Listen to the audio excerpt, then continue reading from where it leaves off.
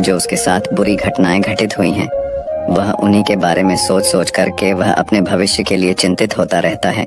तो ऐसा मनुष्य जीवन में कभी भी सुख अनुभव नहीं कर सकता। ये समझने की बात होती है कि जीवन हमेशा वर्तमान में होता है।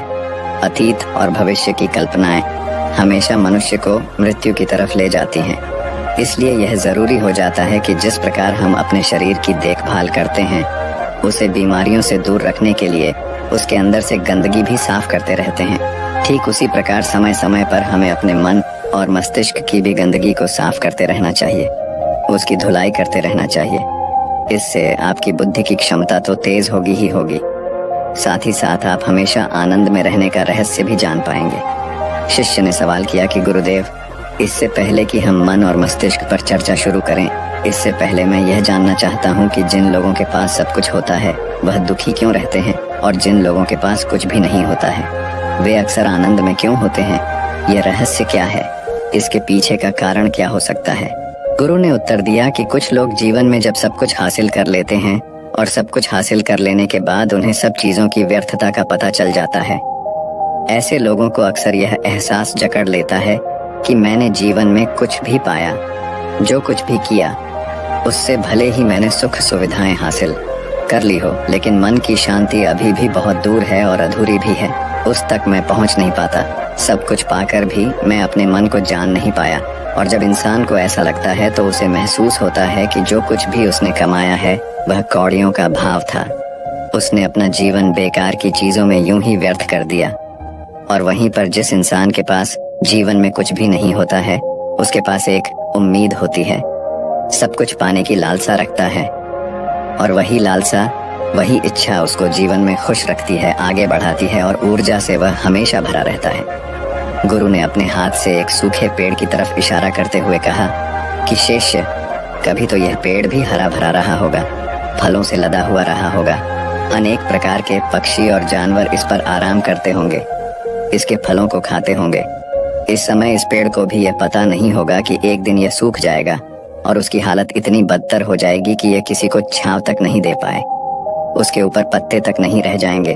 उसी प्रकार मनुष्य अपने जीवन की दौड़ में यह भूल जाता है कि जिस दौड़ में वह सबसे आगे निकलने की कोशिश कर रहा है, उसका अंतिम चरण तो मृत्यु ही है। काश वो कभी इस दौड़ से अलग हटकर यह देख पाए कि इसका अंतिम चरण उसे कहाँ तक पहुँचाएगा। जिस दौड़ को वह सबसे आगे निकलकर जीतने के ख्वाब देख रहा है, उसका वास्तव में अंतिम चरण मृत्यु ही है। काश वह कभी जीवन में भी हो जाता है कि उन घटनाओं को हम किसी भी तरह अपने मन की दौड़ में ठहराकर यह देख पाए कि उसका चरण क्या है और उसका परिणाम क्या होने वाला है। वो तो बहुत कुछ इकट्ठा करने में लगा हुआ है, एक दिन वह सब यहीं का यही रह जाएगा। इकट्ठा करते करते एक दिन उसका शरीर मृत्यु को प्राप्त हो जाएगा और फिर उसका शरीर आग में जलकर राख हो जाएगा, लेकिन उसके द्वारा बनाई हुई चीज सब यहीं की यहीं पड़ी रह जाएगी। लेकिन इंसान चीजों को इकट्ठा करते करते अपनी जिंदगी को जीना भूल जाता है। वह कभी ठीक से खुलकर हंस भी नहीं पाता, बस इकट्ठा करने में लगा रहता है, और इकट्ठा करते करते वह अपने सब सुख, चैन, खुशी सब कुछ खो देता है। ऐसा भी हो सकता है कि वह ऐसे कार्यों की तरफ आगे बढ़ सकता है जो उसके जीवन में आनंद पैदा करता हो, जो उसके जीवन को एक नई दिशा दे। गुरु ने कहा कि एक योगी ही होता है जो जीवन की दौड़ में ठहर जाता है, जो यह समझ लेता है कि जीवन का अंतिम चरण तो मृत्यु ही है। इसीलिए वह जीवन में सुख सुविधाएं हासिल करने की बजाय खुद के मन और मस्तिष्क को एक नए आनंद की तरफ ले जाने का प्रयास शुरू कर देता है। शिष्य ने सवाल किया कि गुरुदेव, क्या एक गृहस्थ जीवन में जीने वाला मनुष्य उस आनंद की प्राप्ति नहीं कर सकता? और अगर कर सकता है तो किस प्रकार शुरुआत उसे करनी चाहिए? गुरु ने कहा कि बिल्कुल कर सकता है।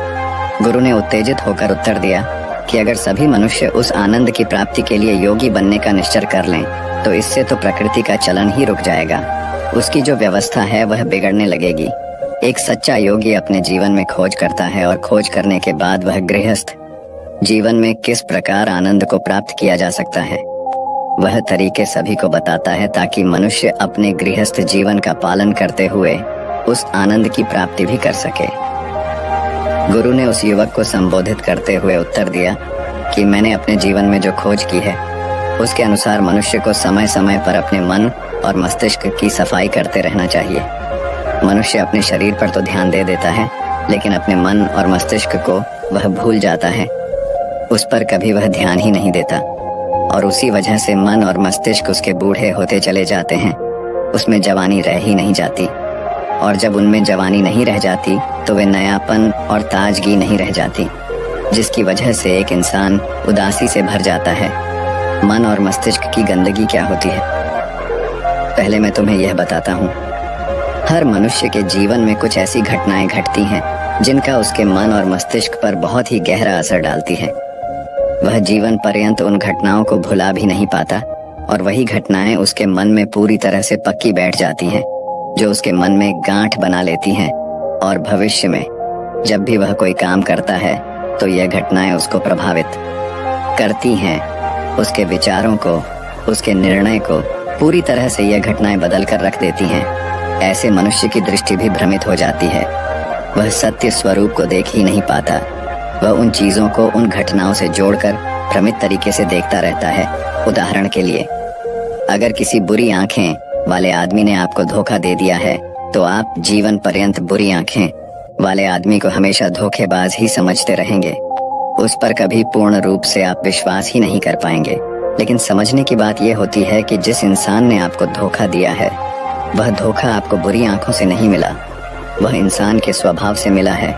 लेकिन उस इंसान के स्वभाव से हमारे दिमाग में उसका एक चित्र छप गया, उसकी एक छवि बन गई, और वह छवि दूसरे आदमी से जब हम संपर्क करते हैं तो बीच में एक दीवार की तरह खड़ी हो जाती है। और इसी वजह से दो लोगों के बीच गहरे संबंध स्थापित नहीं हो पाते। तो मनुष्य के लिए सबसे जरूरी यही होता है कि वह अपने आप को अतीत की घटनाओं से मुक्त रखे। उन घटनाओं से प्रभावित होकर वह दिमाग में किसी तरह की छवि न बनाए। कुछ लोग इस बात पर यह सवाल खड़ा कर सकते हैं कि फिर जीवन के अनुभव किस काम में आएंगे।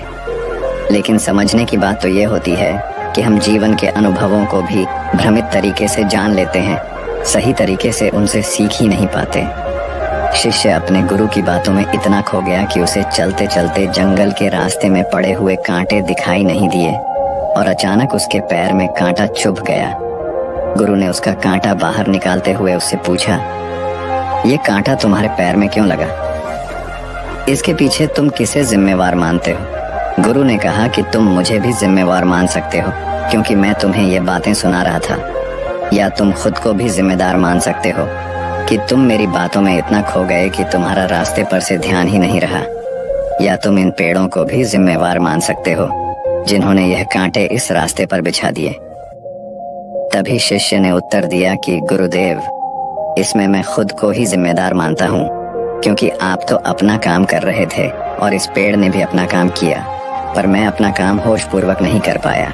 अगर मैं चलते समय ध्यान लगाए रहता, अगर मैं आपकी बातों में पूरी तरह से नहीं खो जाता, तो मुझे ये कांटा कभी नहीं लगता। इसमें पूरी तरह से ही मेरी गलती है। गुरु ने शाबाशी से अपने शिष्य के पीठ को थपथपाया और आगे कहा कि जो घटनाएं हमारे मन को प्रभावित करती हैं, जरूर उसे बाहर निकाल दें। और उसके लिए सबसे सरल तरीका है कि अपनी भावनाओं को व्यक्त करना सीखो। उसे अपने दिल में, अपने मस्तिष्क में बैठा कर मत रखो। जब तुम किसी दूसरे मनुष्य के सामने अपनी भावनाओं को व्यक्त कर देते हो तो तुम्हारे मन का बोझ हल्का हो जाता है। कुछ लोगों का स्वभाव ऐसा होता है कि वह अपने मन की बात किसी को नहीं बताते। ऐसे लोग अक्सर अंदर ही अंदर दुखी होते रहते हैं, लेकिन वह अपने मन की बात किसी दूसरे आदमी को कभी नहीं बताते। उसके कुछ उल्टे ऐसे लोग भी होते हैं जो अपने मन में किसी भी बात को रख नहीं पाते। उनके साथ कुछ भी अच्छा या बुरा होता है, वह अपने मन की बात, अपने भावनाओं की बात दूसरों के सामने व्यक्त कर देते हैं। और तुमने खुद महसूस किया होगा कि जो लोग अपने मन की भावनाओं को व्यक्त कर देते हैं, वह जीवन में ज्यादा आनंदित रहते हैं। कभी भी प्राकृतिक रूप से आए हुए भावनाओं को नहीं रोकना चाहिए। ये हमें किसी भी भावना को दबाना नहीं चाहिए। अगर हम किसी भी भावना को रोकने की कोशिश करते हैं तो वे हमें अंदर ही अंदर खाने लग जाती हैं। गुरु ने आगे कहा कि शिष्य, अगर तुम्हारा मन किसी बुरी घटना पर रोने को हो रहा है तो चीख चीख कर रो लो, अपने आप को रोको मत। उस भावना को पूरी तरह से बाहर आने दो। अगर किसी दूसरी घटना पर तुम्हारा मन खुश होने का, आनंदित होने का हो रहा है तो पूरी तरह से नाचो, गाओ, जिससे कि तुम उस भावना को बाहर निकाल सको। और जब वे भावनाएं अपनी पूरी गति के साथ बाहर आ जाती हैं, तो तुम्हारा मन उन घटनाओं को पीछे छोड़ देता है, अर्थात तुम्हारा मन धीरे धीरे हल्का होने लगता है। गुरु ने शिष्य को समझाते हुए बताया कि जिस प्रकार तेज रफ्तार से चलता हुआ पानी अपने वेग से आने वाली सभी बाधाओं को तोड़ देता है, और अगर हम अपनी भावनाओं को बहने दिए तो वह उन सभी बाधाओं को तोड़ देगा, और उस बात को तोड़ने के बाद उसका कचरा उसके मन से निकल जाएगा और उसका दूषित मन भी साफ हो जाएगा, उसके अंदर की गंदगी भी दूर हो जाएगी।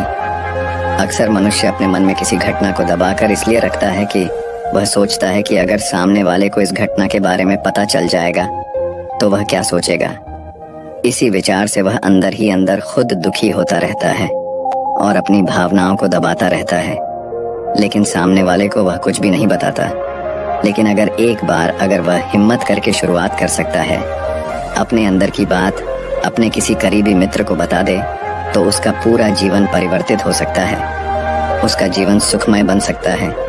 एक बार अगर उसके दिमाग में यह आदत बन गई तो जीवन भर अपनी भावनाओं को दूसरों के सामने व्यक्त करने से कभी नहीं हिचकिचाएगा। हम अपने जीवन में इस आदत को 21 दिनों में पैदा कर सकते हैं। 21 दिनों तक अगर सही तरीके से हम अभ्यास करें तो हमारा दिमाग पूरी तरह से भावनाओं से मुक्त हो सकता है। यह 21 दिनों का अभ्यास इस प्रकार है। 21 दिनों तक सबसे पहली बात जो आपको याद रखनी है कि अपने मन में किसी भी बात को दबाकर नहीं रखना है।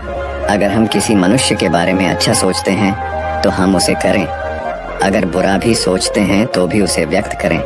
परिणाम भूल जाएं कि परिणाम क्या होंगे, सिर्फ अपने दिमाग की धुलाई करने पर विश्वास रखें। इससे आपके दिमाग में एक अद्भुत साहस पैदा होगा। गुरु ने आगे कहा कि शिष्य, जब आप किसी मनुष्य के बारे में वह सब बता पाएंगे जो आप उसके बारे में सोचते हैं, तो आप खुद सोचिए कि आपका खुद के ऊपर कितना विश्वास बढ़ जाएगा। आपके मन के सारे दोष खत्म हो जाएंगे। हो सकता है कि इसमें आपको चुनौतियों का सामना करना पड़े, लेकिन जहाँ चुनौतियाँ नहीं होती हैं वहीं कुछ अभ्यास भी नहीं होता है। अभ्यास हमेशा चुनौतियों से भरा होना चाहिए। इससे आप सत्य वचन बोलने का अभ्यास भी कर पाएंगे। अक्सर हम दूसरों को प्रभावित करने के लिए वह सब बोलते रहते हैं जो उन्हें अच्छा लगता हो, लेकिन वह नहीं बोलते जो हम उनके बारे में सचमुच सोचते हैं। और यही हमारे सबसे बड़ी भूल हो जाती है, जिससे हमारा पूरा अस्तित्व झूठा बनकर रह जाता है। और अपनी भावनाओं को व्यक्त करते समय यह भी जरूर ध्यान रखें कि आपके अंदर जो भावनाएं उस इंसान के प्रति उठ रही हैं, उसके पीछे का मूलभूत कारण क्या है। उदाहरण के लिए, जब एक नौकर अपने मालिक के लिए कोई काम करता है और वह काम अच्छे से नहीं कर पाता है, तो मालिक उसे डांट फटकार देता है, जिससे उसके अंदर उसके प्रति क्रोध की भावनाएं उठने लगती हैं। लेकिन समझने की बात यह होती है कि मालिक तो आपको कहेगा ही, वह तो डांटेगा ही। अगर आप अच्छे से काम नहीं करेंगे, अगर आप काम अच्छे से कर रहे हैं और फिर भी आपका मालिक आपके साथ उचित व्यवहार नहीं कर रहा है, तो आप खुलकर अपने मालिक को अपनी भावनाएं व्यक्त कर सकते हैं, बिना यह सोचे कि इसका परिणाम क्या होगा। अगर आप इस भावना को उठाएंगे नहीं तो आप अपनी नजरों में खुद ही नीचे गिरने लग जाएंगे। आपका आत्मविश्वास बिल्कुल खत्म हो जाएगा। दूसरा अभ्यास जो तुम्हें 21 दिनों तक करना है वह यह है कि जो भी घटनाएं तुम्हारे साथ घटित होती हैं, कम से कम आपके जीवन में एक ऐसा इंसान होना चाहिए जिसके सामने तुम अपने दिल की बात रख सकते हो। चाहे अच्छी बात हो, चाहे बुरी बात हो, वह सब बातें तुम बिना कुछ सोचे विचारे, बिना कुछ डर से कि वो इंसान तुम्हारे बारे में क्या सोचेगा, तुम उस इंसान को अपनी सारी बातें बता सको और वह इंसान तुम्हारी सारी बातें सुनने के बाद तुम्हारे लिए कोई छवि पैदा ना करें। ऐसे इंसान अपने जीवन में खोजो और उनके सामने अपनी सारी भावनाएं व्यक्त करने की कोशिश करो। दिन में जो कुछ भी घटित होता है, अच्छा लगता है या बुरा होता है, किसी के प्रति आकर्षण होता है, उसको एक दोस्त की तरह बताने का प्रयास करें। इससे ये पता चल जाएगा कि तुम्हारा मन घटनाओं के प्रति किस प्रकार की भावनाएं पैदा करता है। तुम अपने मन की सारी बातें कह दो ताकि तुम्हारे अंदर की भावनाएं, तुम्हारे अंदर में जो विचार उत्पन्न हो रहे हैं, वह पूरी तरह खाली हो जाएं। तीसरा अभ्यास जो तुम्हारे मन को खाली रखेगा वह है योग्य निद्रा का अभ्यास। देखते ही देखते यह चर्चा खत्म करते हुए गुरु और शिष्य उस जंगल को पार करके अपने आश्रम में पहुंच चुके थे। तो दोस्तों, उम्मीद है इस वीडियो से आपको काफी कुछ सीखने को मिला होगा, और अगर कुछ सीखने को मिला हो तो हमारे इस वीडियो को लाइक, शेयर और बुद्धा स्टोरियन चैनल को सब्सक्राइब जरूर कर लीजिएगा, और साथ ही कमेंट में नमो बुद्धाय जरूर लिखिएगा। धन्यवाद।